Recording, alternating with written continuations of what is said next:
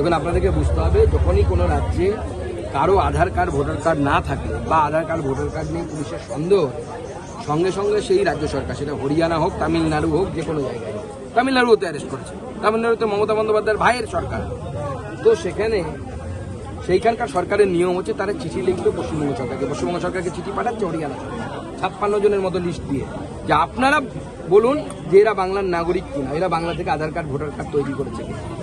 তো হরিয়ানা সরকার তো পশ্চিমবঙ্গ সরকারকে জিজ্ঞেস করছে, পশ্চিমবঙ্গ সরকার কেন তাড়াতাড়ি এদেরকে সার্টিফাই করছে না যে এরা পশ্চিমবঙ্গের নাগরিক বা পশ্চিমবঙ্গ থেকে ভোটার কার্ড বানিয়েছে, আধার কার্ড বানিয়েছে। কারণ পুলিশ অফিসার বা এখানে অফিসারদের সই থাকবে, তারাও জানে কোনো অবৈধ নাগরিককে যদি আমার সই করে আমি সার্টিফাই করি তাহলে পরবর্তীকালে কিন্তু চাকরিটা যেতে পারে, সেই ভয়ে সই করে। এবং ইটাহারের বিধায়ক এবং তার দলবল এই কাজেই লিপ্ত থাকে। তৃণমূল কংগ্রেসের প্রচুর মুসলিম নেতা আছে যারা ভারত বিরোধী কাজে যারা করে, তাদেরকে হয় কোনো না কোনোভাবে ডাইরেক্টলি না হয় ইনডাইরেক্টলি সাহায্য করে। এর আগে ইটাহারে এনআইএ গিয়ে 2-4 জনকে গ্রেপ্তার করে এসেছিল, মান্নাই অঞ্চল বলে একটি অঞ্চল আছে, সেই অঞ্চল থেকে। নতুন কিছু না, ইটাহারে বহু এই ধরনের, সবাই নয় কিন্তু বহু এই ধরনের শক্তি কাজ করছে, তাদের বিরুদ্ধে অ্যাকশন হওয়া উচিত। এবং ইটাহারের বিধায়কের বিরুদ্ধেও নির্বাচন কমিশনের তীক্ষ্ণ নজর রাখা উচিত, যে কি করছে সে, আদৌ কি সে বাংলাদেশিদেরকে ভোটার কার্ড আধার কার্ড পাইয়ে দিচ্ছে কিনা সে বিষয়ে কমিশনের তদন্ত হওয়া উচিত। করেছিল ভোটার, এই ক্ষেত্রে কত হতে পারে আপনার? 2002-03 প্রায় 40 লক্ষ 60 লক্ষ নাম প্রথমে বাদ হয়, তারপরে 20 লক্ষ নাম অ্যাড হয়, ব্যালেন্স করলে দেখা যাচ্ছে প্রায় 40 লক্ষ নাম হয়েছিল, বাদ করেছে। এবং বিহারেও যে কথাটা বলা হচ্ছে, নির্বাচন কমিশনের ওয়েবসাইটে যান, সেখানে পরিষ্কার লেখা আছে মাননীয় মুখ্যমন্ত্রী কিভাবে লোকজনকে বিভ্রান্ত করছে।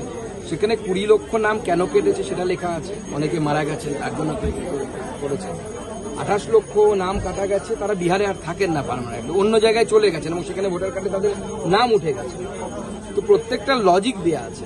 1 লক্ষ মানুষ তারা ফর্মই রিটার্ন করেন, আপনি যদি ফর্মই রিটার্ন না করেন তো আপনার নাম তো বাদ যাবে, ফর্ম লিস্টে থাকবে না। তো নির্বাচন কমিশন হিসেব দিয়ে দেখিয়ে দিচ্ছে কিভাবে নাম বাদ করেছে। কেউ বৈধ ভারতীয় নাগরিক অথচ তার নাম বাদ পড়েছে, এখনো পর্যন্ত কেউ ক্লেম করতে পারে না। আর মুখ্যমন্ত্রী যে বলে বেড়াচ্ছেন যে 56 লক্ষ লোকের নাম কেটে গেছে, যদি জোর জবরদস্তি করে 56 লক্ষ লোকের নাম ভোটার লিস্ট থেকে কেটে দেওয়া হয়, 5000 লোক বেরিয়ে মিছিল করবে না? এটা হতে পারে? 500 লোক তো বেরিয়ে মিছিল করবে। 56 লক্ষ লোকের নাম আপনি কেটে দেবেন, সবাই চুপচাপ বাড়িতে বসে থাকবে আর লিট্টি চোখা খাবে, তাই হয়? হরিয়ানার মুখ্যমন্ত্রী এক চ্যানেলে পোস্ট করেছেন, তিনি বলছেন পশ্চিমবঙ্গের মুখ্যমন্ত্রী দূষণ রাজনীতি করতে গিয়ে দেশের সুরক্ষা নিয়ে ছেলে খেলা।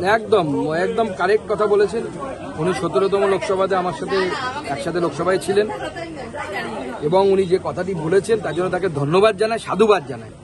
দেখুন, পরিষ্কার কথা, কোনো বাংলাদেশি মুসলিম, কোনো বাংলাদেশি রোহিঙ্গা ভারতবর্ষের ভোটার লিস্টে থাকবে না। তাদের তাড়ানোর জন্য যা করা দরকার ভারতবর্ষের নির্বাচন কমিশনের তাই করা উচিত। নির্বাচন কমিশন না করতে পারলে পরবর্তী সময় আমাদের সরকার করবে। কিন্তু আমরা ভারতীয়দেরকে ভারতে থাকার পক্ষে। আমাদের বক্তব্য হচ্ছে যারা ভারতীয় নয়, যারা রোহিঙ্গা, যারা অনুপ্রবেশকারী মুসলিম, তারা ভারতবর্ষে থাকার উপযুক্ত নন। কারণ তারা একসময় ভোট দিয়ে ভারত ভাগ করতে হবে বলে এই দাবি নিয়ে তাদের পূর্বপুরুষরা গেছেন একসময় পাকিস্তানে, এই ভূমিকে না পাক বলে পাকিস্তানে গেছেন। এখন ফিরে আসার কোনো গল্প নেই। যারা ভারতীয় থেকে গেছেন, ভারতীয় নাগরিক ছিলেন, ভারতে থেকে গেছেন, তাদের জন্য আমরা আছি।